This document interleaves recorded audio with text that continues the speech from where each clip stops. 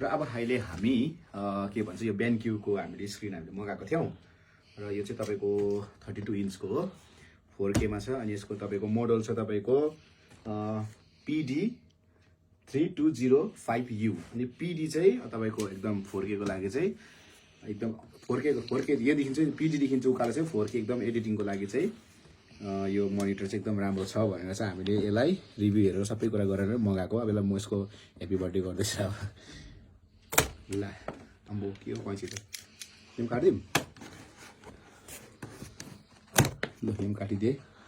अनि thank you so much Shivam IT service जसले चाहिँ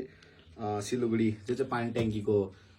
ट्याङ्की जहाँ छ त्यसको अपोजिटमा छ अनि उहाँहरू धन्यवाद छ उहाँहरूले फोन टु फोनमै मैले भनेको थिएँ अनलाइनमा हेरेर मगाइदिनु भनेर उहाँहरूले एकदम सर्ट टर्ममा नै उनीहरूले मगाएर एकदम रेडी गरिदिनु भएको थियो अनि आज हामी चाहिँ गएर अभिषेक र मैले गएर लिएर आएको हो अनि यसको खोल्नुको लागि चाहिँ अब नि के गर्नुपर्छ भने यस्तो होला दिस इज द वे यो है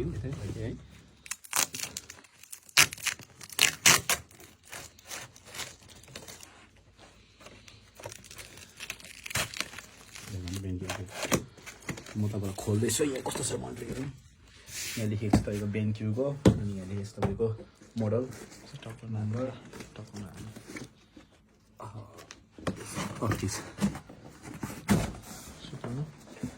ल तबा आम्मा के हो यो यसरी र यो तपाईँको मोनिटर खोलिसकेको छ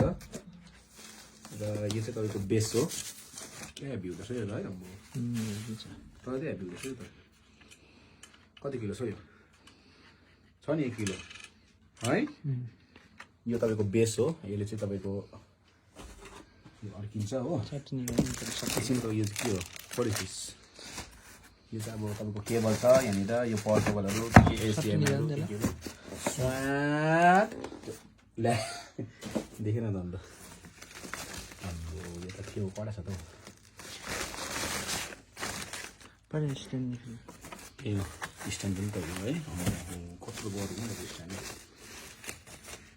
यो चाहिँ कस्तो छ भने चाहिँ यो चाहिँ तपाईँको स्क्रिन चाहिँ पोर्ट्रेट मोड पनि हुन्छ ल्यान्डस्केप पनि हुन्छ अनि यसलाई चाहिँ अब ल्यान्डस्केप त भइहाल्यो अनि यसलाई चाहिँ पोर्ट्रेट मोडमा पनि हामी राख्न सक्छौँ अनि यो स्क्रिनलाई चाहिँ अनि यो पनि एकदम हेभी रहेछ तपाईँको यहीँ छ यसरी घुम्ने यसरी घुम्छ यहाँबाट लक भएपछि सट्टै आफै घुम्छ तलमाथि पार्ने हो ए कसरी चाहिँ अन्त तलमाथि हुन्छ यो त केटीहरू हाइड्रोलिक होला टाइपको रहेछ है आफै स्क्रिनले झार्दा चाहिँ हुँदो रहेछ कि न यो जोडिदिउँ यो त्यो हाल्नु न यसमा एकैछिन जोड्नु पऱ्यो नि त होइन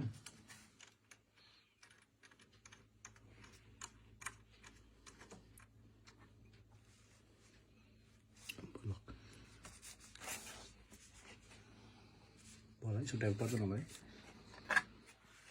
हेभी हुँदैछ नि त यो त है यो तपाईँको स्ट्यान्ड भयो अब यहाँ तपाईँको मोनिटर बस्नुपर्छ हो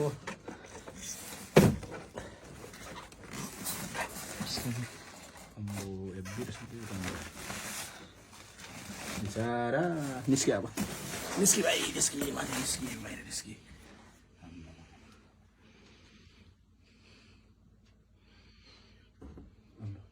नयाँ बनाएको दामी बनाएको त्यो कसरी हाल्नु अब त्यसरी हालेको थियो उहाँहरूले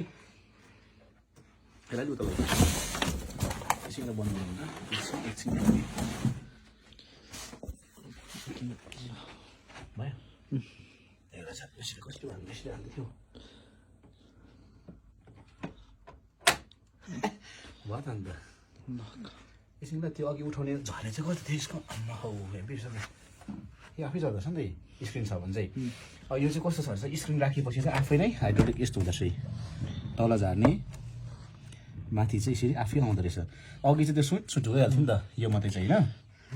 यो चाहिँ वेटले गर्दा यस्तो हुँदो रहेछ तपाईँको यो माथि ठ्याकठ्याक गर्नु भनेपछि यस्तो गयो अनि यो गरेपछि तपाईँलाई देखाउँदैछु तपाईँको चाहिँ के छ यसरी पोर्ट्रेट मोड पनि कस्तो थियो यस्तो थियो है अलिकति उता यस्तो यस्तो टिल्ट गर्नु न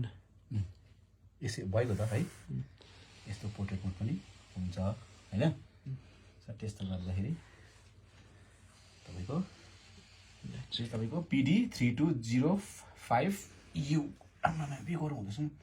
तपाईँलाई म यहाँ देखाइदिउँ के छ फेरि अब यहाँ पनि छ टाइप सीहरू एकछिन ल यस्तो गर्दाखेरि यहाँ पनि छ टाइप सीहरू एचडिएमआई र उयो यहाँ छ टाइप सी र युएसबी रहेछ अनि उयो रहेछ तपाईँको अरू चाहिँ मुनि छ अरू चाहिँ तपाईँको यहाँनिर मुनि तपाईँको के चाहन्छ यहाँनिर देखाएको छ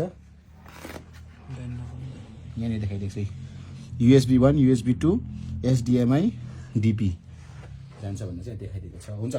अब यो हामी जोड्दैछौँ स्क्रिन अनि यो जोडेर कस्तो यसको पर्फर्मेन्स छ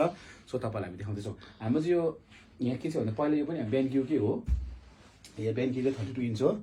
तर अब हामी यसलाई चाहिँ चेन्ज गर्दैछौँ अनि यो हामी यो 4K राख्दैछौँ फाइनली अनि यो पनि बेन्क्यू अनि यो पनि बेन्क्यू हो 27 इन्चको यहाँ चाहिँ अभिषेकले एडिट गर्दैछ अहिले यहाँनिर यो स्क्रिन पनि एकदम राम्रो 2K मा छ यो चाहिँ कस्तो छ भन्दाखेरि रेजुलेसन यसको चाहिँ 2K को हो अनि अहिले हामी जुन चाहिँ ल्याएको चाहिँ 4K को हो अनि यो पनि 4K हो तर यो त इन्टरटेनमेन्ट मोनिटरमा आएकोले गर्दा यसमा साह्रै कलर चाहिँ राम्रो हामीले गर्नु सकेनौँ राम्रो लाग्छ हामीलाई चाहिँ अहिलेसम्म चलाएकोले गर्दाखेरि र हामीले भर्खर ल्याएको यो न्यू बेबी चाहिँ यहाँनिर छ अब यसलाई हामी इन्स्टल गरेर लागेका छौँ र किन भन्दा चाहिँ हामीले किन यो ल्यायौँ भन्दा चाहिँ यो चाहिँ एकदम फुल 4K हो अनि यो पनि 4K नै हो तर यसमा रेजुलेसन चाहिँ राम्रै भए तापनि यसको कलर करेक्सन चाहिँ अलिकति हामीले यसमा अलिक डिफेक्ट आयो अहिले हामीले म्याकमा पनि जोडी हेऱ्यौँ टाइप सीबाट र वर्क गऱ्यो काम गऱ्यो होइन हामीले यो म्याकमा पनि जोडेर हामीले हेरेको थियौँ र यो पनि एकदम राम्रोसँगले डिस्प्ले हुन सक्यो र यहाँ प्रिमियमको एउटा म सफ्टवेयर खोल्दैछु र हुन त हामी नर्मली हामी यो चाहिँ यो उसबाटै चलाउने हो डेस्कटपै चलाउने हो तर अब हामीले यसमा म्याकबाट चाहिँ हुन्छ कि हुँदैन भन्ने हेतुमा चाहिँ हामीले गरेको थियौँ र एकदम राम्रोसँगले टाइप सीले एकदम राम्रोसँगले है स्क्रिन है यसलाई बन्द गर्दाखेरि पनि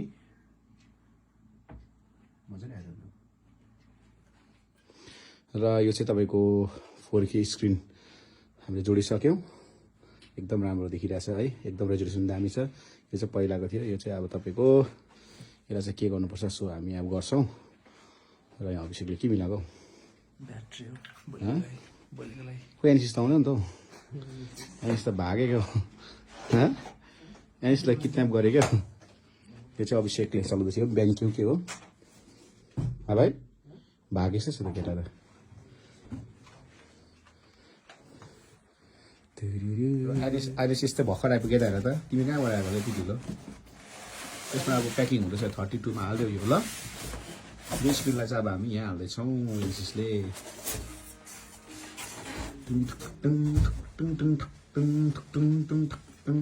हाम्रो कहाँ काम गर्छ स्क्रिन स्क्रिन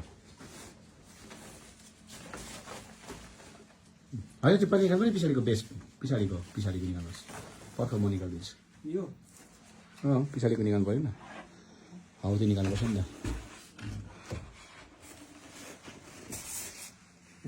ए हो पर्ख स्क्रु खोल्नुहोस् यहाँ कहाँ छ यो स्क्रु ड्राइभरले खोल्नुहोस् कसो यो टुट छ कि के छ त्यसले खोल पछाडि खोल है अहिले मैले देखाउँदैछु यो अहिले हाम्रो जब अलि भर्खर नयाँ जोडेको स्क्रिन हो अनि एकदम राम्रो रहेछ र हामीले सबै कुराहरू यो हेऱ्यौँ र यसको चाहिँ रेजुलेसन पनि एकदम राम्रो है 4K एकदम राम्रो जस्तो छ त्यस्तै देखिँदो रहेछ र हुन त तपाईँलाई मैले यसरी देखाउँदाखेरि सायद तपाईँले राम्रो देख्नु भएको छैन होला तर म डाइरेक्ट आफ्नो आँखाले यहाँनिर सिधै स्क्रिनमा हेर्दाखेरि चाहिँ यो एउटा असल राम्रो देखिरहेछ हेरिँदाको गीत यसो हेरिदिउँ त कस्तो आउँदैछ सारा नयाँ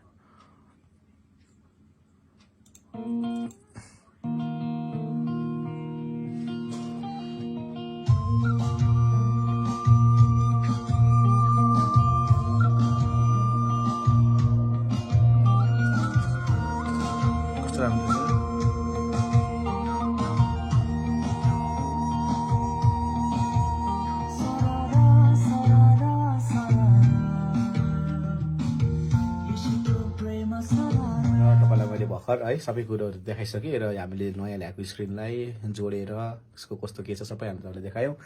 र थ्याङ्क यू सो मच तपाईँहरूले यो सानो हाम्रो ब्लग भनौँ है यसलाई सानो इन्फर्मेसन भनौँ तपाईँहरूलाई हामीले देखाउन सक्यौँ थ्याङ्क यू सो मच तपाईँले हेरिदिनु भएकोमा